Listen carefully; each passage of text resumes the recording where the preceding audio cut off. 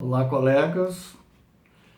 Vamos apresentar a conceitualidade de parresia em Foucault.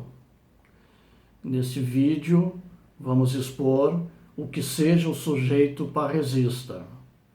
A concepção de Foucault, segundo seus estudos, desenvolvido nos seminários do Collège de France, nos anos de 1982 e 1983. Le gouvernement de soi et des autres, o governo de si e dos outros. Em um primeiro momento, apresentaremos a noção de parresia. É a volta de Foucault aos pensadores gregos. Num segundo momento, desenvolveremos o problema filosófico, ou seja, os dilemas enfrentados pelo sujeito parresiático. Para concluir, revemos o conceito e formulamos uma questão aos amigos do saber. Problema: quais as consequências ao modo de vida do sujeito parresista? Foucault afirma que a constituição dos sujeitos a partir dos modos de ser na época helenista e romana, toma a parresia como fala franca. A parresia indica uma virtude e um dever. Há pessoas que têm a parresia e outras não. Pode-se dizer que a parresia é uma técnica também, eis que há pessoas que sabem se servir da fala franca e outras não. A parresia demanda uma relação com o outro, ou seja, não se pode cuidar de si sem exercer a fala franca, sem constituir uma relação com o outro. O dever do sujeito em cuidar de si envolve o conhece a ti mesmo, técnicas para uma vida examinada. Este cuidar de si exige uma prática de continuidade e permanência. Nos textos de Galeno, médico e filósofo romano de origem grega, ele nos fala do cuidar de si e da necessidade de se dirigir ao outro. Mas quem é esse outro? O outro da relação requisita certas qualidades: ser um homem de idade, ter uma boa reputação e, claro, ser dotado da parresia. Essas aptidões revelam uma estrutura: o cuidado de si, conhecimento de si, arte e exercício de si, relação com o outro e o dizer a verdade. Esta estrutura e suas práticas elevam o sujeito à virtude e à felicidade, a noção de eudaimonia da filosofia clássica grega. Na antiguidade, nós encontramos esse estilo na vida e nos textos de gregos e romanos, em Sócrates, Platão, Filodemo, Plutarco, Marco Aurélio, Sêneca e tantos outros. A parresia tinha um campo de atuação em várias esferas. Na política, nós a encontramos desde a democracia grega até o Império Romano. Questões de como formar a alma do governante, de como dirigir-se ao príncipe e constituí-lo numa relação consigo mesmo, garantir uma virtude que lhe assevere um cuidar de si, mas também de cuidar dos outros. Agora vamos trabalhar em um texto de Plutarco, A Vida de Dion, que está na obra Vidas Paralelas de Plutarco. Dion era irmão de Aristomaca. Aristomaca era uma das duas esposas oficiais de Dionísio, o tirano de Siracusa. Quando Platão foi para a Sicília, Dion foi seu discípulo. O jovem Dion era dotado de belas qualidades, grandeza de alma, coragem e capacidade para aprender. Com as lições de Platão, Dion, frequentador da corte do rei tirano, obtém grandes ensinamentos e esperava que o cunhado Dionísio também lograsse as virtudes dos ensinamentos de Platão. Foucault examina a cena de Platão, Dionísio e Dion. A discussão centra-se na virtude e na coragem. Platão demonstra que os tiranos eram, no mínimo, corajosos. Depois entra no tema da justiça e afirma que a vida dos justos era feliz e a dos injustos infeliz. O tirano sente-se atingido e, raivoso, pergunta para Platão: "O que viestes fazer na Sicília?"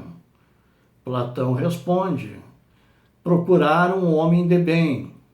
O tirano retruca: "Pelos deuses, é evidente que ainda não o encontrou." Dion achou que a cólera de Dionísio acabasse na discussão, mas não. Dado que Platão estava de partida para a Grécia, Pólis de Esparta é o personagem encarregado da embarcação que levaria Platão de volta à Grécia. Dionísio pede a Pólis que mate Platão ou o venda como escravo. Pólis atende o pedido e vendeu Platão em Engina, cidade que estava em guerra com Atenas. Estes fatos não diminuíram a confiança de Dion em Dionísio. A parresia de Dion era tolerada pelo tirano. Em certa discussão, Dionísio ironizava o antigo governante Gelon. Os cortesãos riam e admiravam essas críticas do rei, mas Dion foi o único a falar a verdade a Dionísio. "Você é um tirano, graças a Gelon, pois ele inspirava confiança, a qual você se utilizou para se tornar um tirano. Mas depois das suas ações, ninguém terá mais confiança em ninguém." Certamente era uma verdadeira declaração parresista. Segundo Foucault, essa cena é exemplar para revelar o que seja parresia.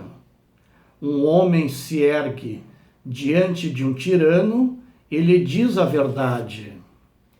Para Foucault, essas cenas revelam uma duplicidade. Temos dois homens com atos sucessivos e que sinalizam a parresia. Primeiro, Platão, dando a sua grande lição clássica e famosa sobre o que é a virtude, sobre o que é a coragem, o que é a justiça, a relação entre justiça e felicidade. Ele fala a verdade. Diante da pergunta de Dionísio sobre o que veio fazer na Sicília, a resposta: "Vim procurar um homem de bem", dando a entender que o tirano não era esse homem. Num segundo momento, após a partida de Platão, Dion diz a verdade a Dionísio, replica-o quando o tirano afirma coisas falsas. Dion afirma-se como um verdadeiro sujeito parresista. Essas cenas são típicas no exercício do poder pelo tirano.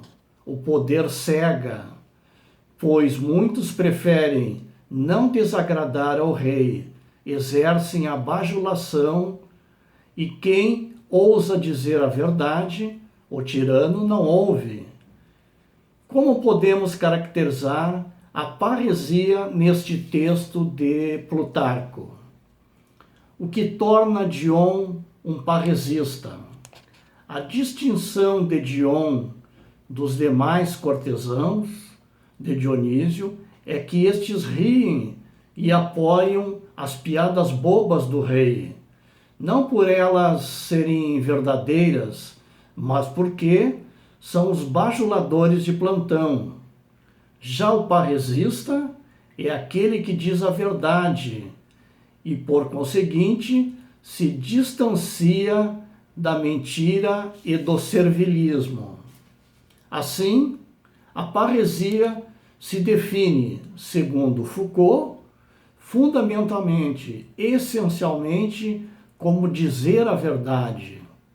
Ser parresista é lançar a verdade na cara do interlocutor. Quando Platão responde a Dionísio e diz que veio procurar um homem de bem, deixa implícito que não encontra.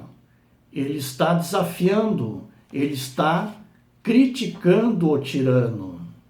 Dizer a verdade na cara do interlocutor, uma verdade tão violenta, tão cortante e definitiva, que o outro nada pode fazer, a não ser calar-se ou sufocar-se em raiva. O tirano, diante do falar a verdade, reage com violência, como fez Dionísio, ao mandar matar ou vender Platão como escravo. Nas cenas de Platão e Dion, eles falam a verdade e as dizem em situações que levam a consequências penosas para os que expressam a verdade. Este é o problema posto, as consequências ao parresista. Esta é, portanto, segundo Foucault, após a análise do texto de Plutarco, a constituição da parresia. Ela deve ser situada nos atos que ligam o falante ao fato de dizer a verdade. Dizer a verdade livre e corajosamente, assumindo as consequências que decorrem da fala franca. A própria filosofia pode ser definida como a livre coragem de dizer a verdade. O preço dessa verdade pode ser a morte. O parresista assume o dizer a verdade articulada e dialética, sem temer os perigos que envolvem as práticas da parresia. Assim, presta um serviço a si, a sua coletividade, a filosofia e a emancipação da humanidade. Os sujeitos da fala franca constituem uma arte de viver, uma estética da existência. A questão que deixamos para propor aos colegas ao final é a reflexão. Num mundo que prega o individualismo, a desigualdade e a competição, podemos formar sujeitos parresistas que falam a verdade? Agradeço a oportunidade ao professor Rafael dos Santos Ramos e aos colegas prestar essa exposição para a cadeira de Seminário de Ética 3 da Universidade Federal de Pelotas. Obrigado.